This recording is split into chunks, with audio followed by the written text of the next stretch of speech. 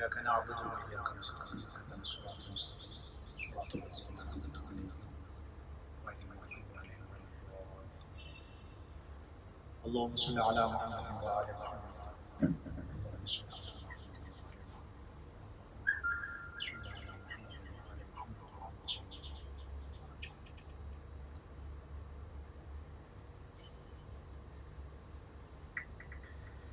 أعوذ بالله من الشيطان اللعين الرجيم. بسم الله الرحمن الرحيم. الحمد لله رب العالمين والصلاة والسلام على سيد الأنبياء والمرسلين سيدنا ونبينا مولانا أبي القاسم المصطفى محمد صلى الله عليه وآله وسلم.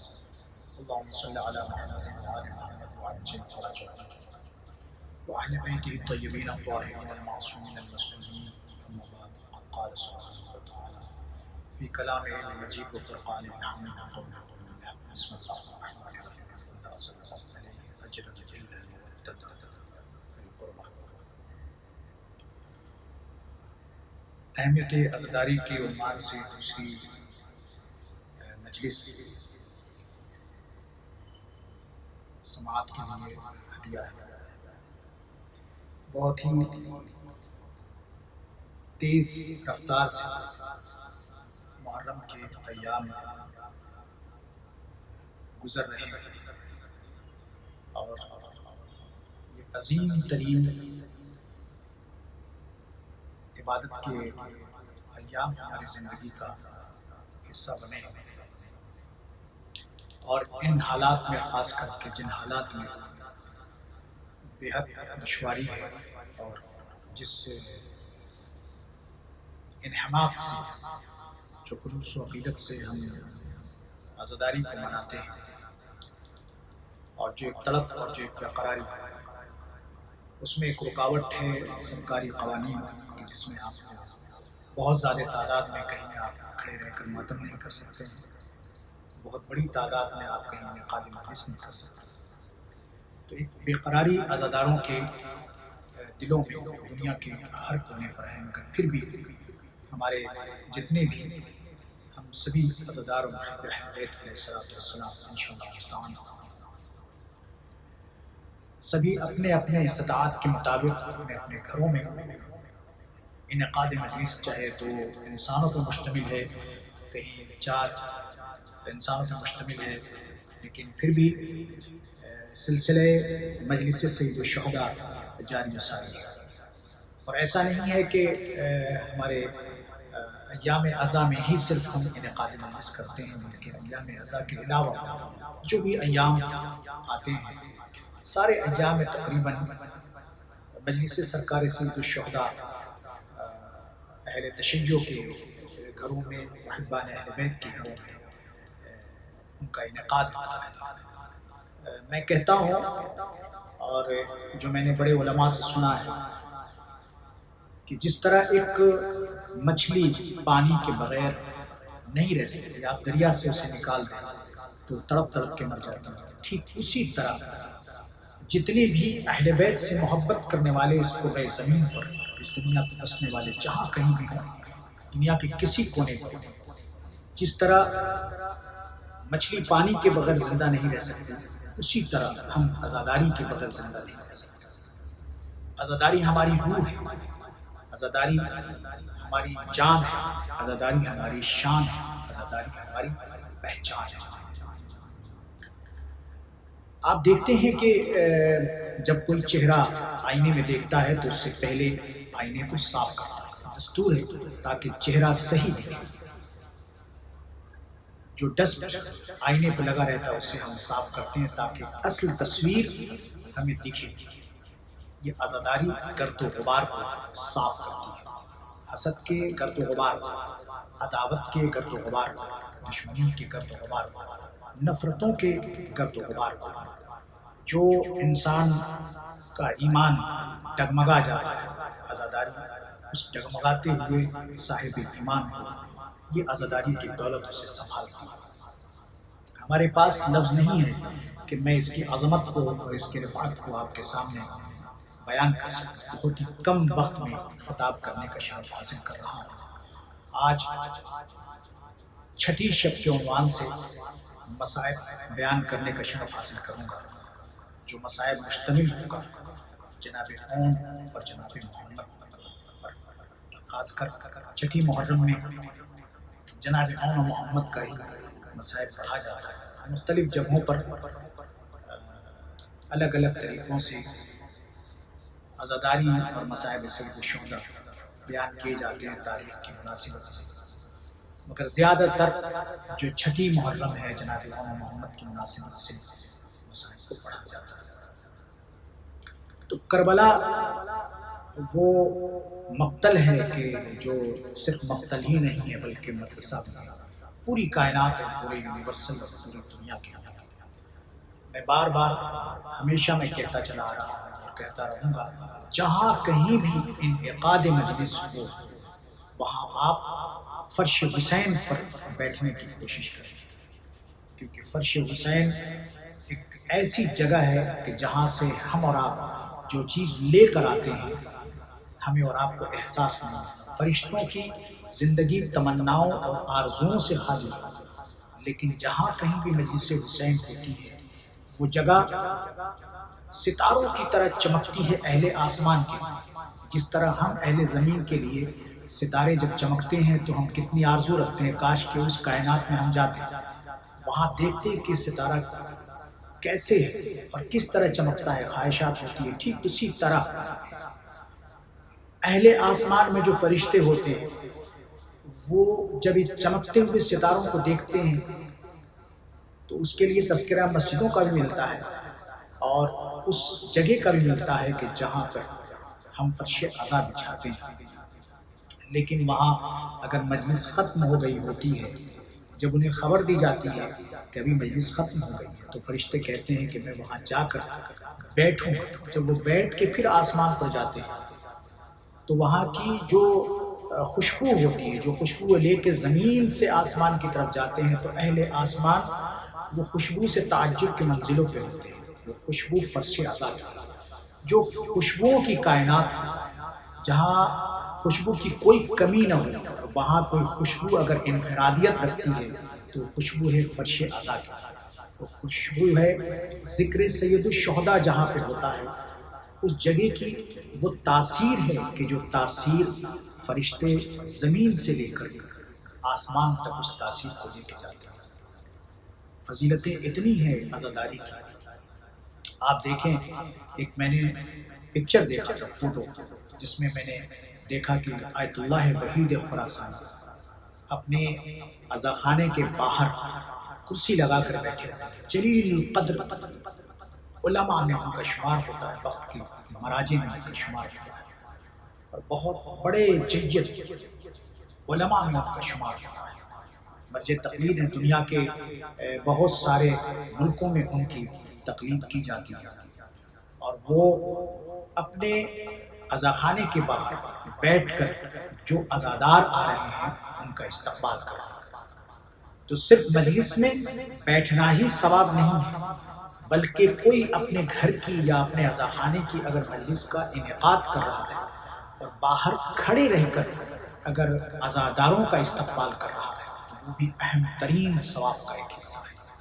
خدا کرے کہ جہاں کہیں بھی محب اہل بیت اپنی زندگی کو گزار رہے ہیں، اس آداب کو اپنی زندگی کا حصہ بنائیں اور فرش عزا پر بیٹھنے کی کوشش کریں۔ کل کی بات کو میں پھر دہرا کر اپنے مسائل پر آنا چاہتا ہوں کہ آج احساس ہو رہا ہے کہ امام باڑوں میں جانا، وہاں مجلسیں سننا، فرش عزا پر بیٹھنا، کتنا وہ ایک روحانی تقویت ہم سبھی کے لیے تھی، لیکن آج وہ چیزیں، کچھ سچویشنز ایسے ہیں کہ ہم اس کا استفادہ اتنا حاصل نہیں کر سکتے۔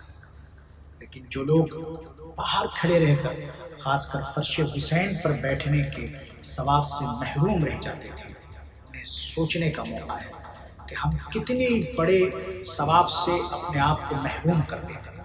جیسے پیاسا انسان پانی کے پاس ہے مگر وہ پانی کا استعمال نہیں کر رہا ہے، ایک ایسا انسان ہے کہ جس کے پاس سارے ذرائع موجود ہیں مگر اس ذرائع کا وہ استعمال نہیں کر رہا ہے۔ یہ فرش عزا وہ ذریعہ ہے کہ جس ذریعے سے ہم نجات پا سکتے ہیں۔ فرش ازا وہ ذریعہ ہے کہ جس ذریعے سے ہم بہت ساری چیزیں حاصل کر سکتے ہیں۔ دیکھیے کتنے رفتار سے اور کتنی تیزی سے وقت گزر گیا، ہمیں پتہ بھی نہ چلا۔ ہم کتنے بے قراری سے ان ایام کا انتظار کر رہے ہیں، کتنی شدت سے ہم انتظار کر رہے تھے۔ لوگ اس سے عالم بے کسی میں بھی، جہاں بہت بے کسی کا عالم ہے، اس میں بھی لوگ انتظام میں لگے ہوئے تھے کہ جن لوگوں نے اپنے اپنے گھروں میں مجلسیں کی ہیں اور کر رہے ہیں، کیسے میں تبرک تقسیم کروں، کیسے ذاکر کو بلاؤں، کیسے فرشیزہ بچھاؤں، وہ اپنی چھوٹی سی محدود وسائل میں بھی وہ اپنے گھر میں انعقاد مجلس کر رہے تھے۔ جن لوگوں نے جو لوگ عشرے کا انعقاد کرتے تھے، ان لوگوں نے بھی عشرے کو کینسل نہ کر کے بلکہ عشرے کو قائم کیا، اور اپنے گھر میں انہوں نے عشرے کو قائم کیا، ذاکر کو بلایا اور انعقاد مجلس انہوں نے کیا۔ ایسے لوگوں پر کروڑوں سلام ہے کہ جو لوگ عزاداری کو سبک نہیں سمجھتے ہیں بلکہ عزاداری کو زندگی اور بندگی کا ایک حصہ سمجھتے ہیں۔ سلام ہو ایسے عزاداروں پر جو عظمتوں کو سمجھتے ہیں۔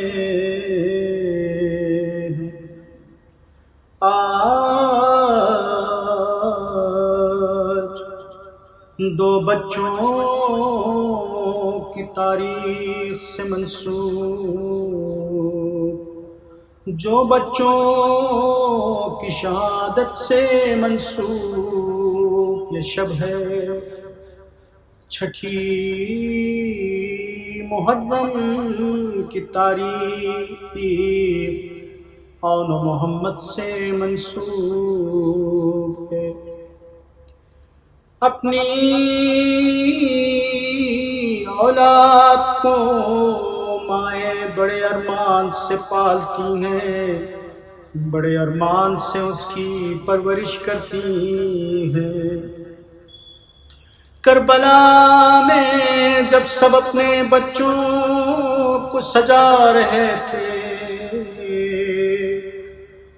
امام کی بارگاہ میں تحفظ اسلام و شریعت کے لیے، قربانی کے لیے اپنے اپنے بچوں کو سجا رہے تھے، اس وقت جناب زینب علامہ اظہر حسن زیدی اس مصائب کو اس طرح پڑھا کرتے تھے کہ جناب زینب اپنے بھائی کے پاس آتی ہیں، اور تاریخ شاہد ہے کہ بھائی بہنوں کے درمیان جو محبت تھی، میں نے علماء سے سنا گئے کہ ایک مرتبہ امام حسین مدینے میں اپنے حجرے میں سوئے ہوئے تھے، جناب زینب بہت دیر تک دیوار کے قریب اپنے آپ کو کھڑا کیے ہوئی تھی۔ اس کی وجہ یہ تھی کہ روشن دان سے سورج کی تپش نکل کر امام حسین کے بدن پر پڑ رہی تھی۔ یہ منظر جناب زینب سے برداشت نہ ہوا، جناب زینب نے سورج کی تپش کو اپنے بدن کی طرف منتقل کیا اور امام حسین کو سایہ دیا۔ اس سے اندازہ کر سکتے ہیں بھائی اور بہن کے درمیان کتنی محبت تھی۔ جناب زینب امام حسین کے قریب آتی ہیں اور آ کے کہتی ہیں کہ بھائی، تمہارے بچے اور میرے بچے کا کوئی مقابلہ اور کوئی تقابل نہیں، تمہارے بچے آقا زادے ہیں، میرے بچے غلام ہیں۔ اللہ رے عظمتیں جناب زینب جو عقیلہ بنی ہاشم ہیں، جو عالم غیر معلمہ ہیں، جو ثانیہ زہرا ہے، جو کوفے میں 2000 عورتوں کو قرآن سکھایا کرتی تھی، جس وقت مولا متقیان دور خلافت میں کوفے میں تھے، اس وقت جناب زینب کی خدمات تھے۔ جناب زینب کہتی ہیں اے بھیا تیرے بچے آقا زادے، میرے بچے غلام، مانا تیرے سر پر میرے نانا کا ماما ہے، مگر اے میرے بھائی میرے سر پر میری ماں فاطمۃ الزہرا کی چادر ہے۔ اے میرے بھائی اون محمد کو شہادت کی اجازت دے دو، مگر میرے بھائی ایک بات کہنا چاہتی ہوں، اے میرے بھائی اون محمد کی قربانی کے بعد اور علی اکبر اور اصغر کی قربانی کے بعد دونوں قربانیوں میں بڑا فرق ہے، مگر آپ کے بچے جب شہید ہو جائیں گے تو آپ کو بابا کہنے والا وقت کا امام سید سجاد موجود ہوگا، مگر آن محمد کی قربانی کے بعد مجھے کوئی ماں کہنے والا نہ ہوگا۔ زینب کے دو بچوں کو اجازت دے دو، میں مصائب کو مختصر کر رہا ہوں۔ آن محمد کربلا کے میدان میں گئے، خوب جنگ کی، لیکن ننھے ننھے بچے پھر کتنی جنگ کرتے۔ حیدر کرار کے نواسے، جعفر طیار کے پوتے، شجاعت کے جوہر دکھاتے دکھاتے ظالموں نے مل کر ایسا گھیرا کہ گھوڑے پر سنبھل نہ سکے، گھوڑے سے زمین پر آتے گئے، دوڑتے ہوئے امام حسین پہنچتے گئے۔ رشتے میں چچا اور ماموں کے رشتے میں ماموں کا رشتہ بڑا نازک ہوتا ہے۔ امام حسین اور عباس پہنچتے ہیں، جیسے ہی پہنچتے ہیں دونوں بچوں نے اپنے معصومیت بھرے الفاظ میں یوں کہا، اے میرے ماموں،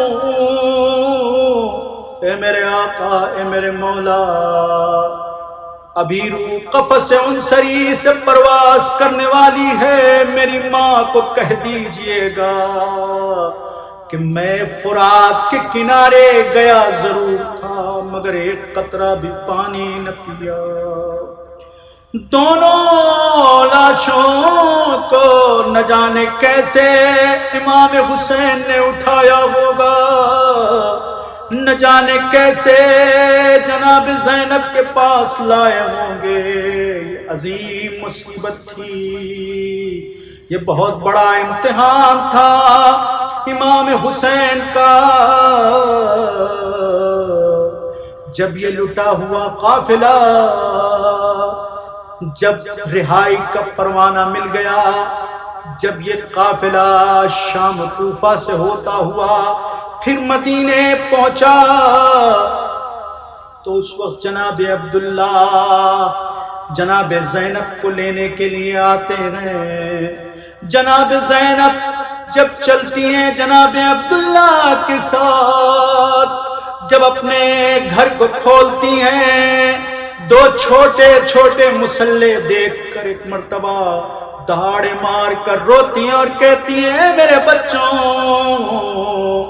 معاف کرنا، میں نے کربلا سے لے کر کوفہ، کوفے سے لے کر شام، شام سے لے کر دربار، دربار سے لے کر بازار تم پر گریہ نہ کیا، مگر جب دو چھوٹے چھوٹے مسلح دیکھے تو تمہاری یاد آ گئی۔ واہ آنا واہ محمدہ کی صدا جناب زینب کے گھر میں گونجی۔ اللہ لعنت اللہ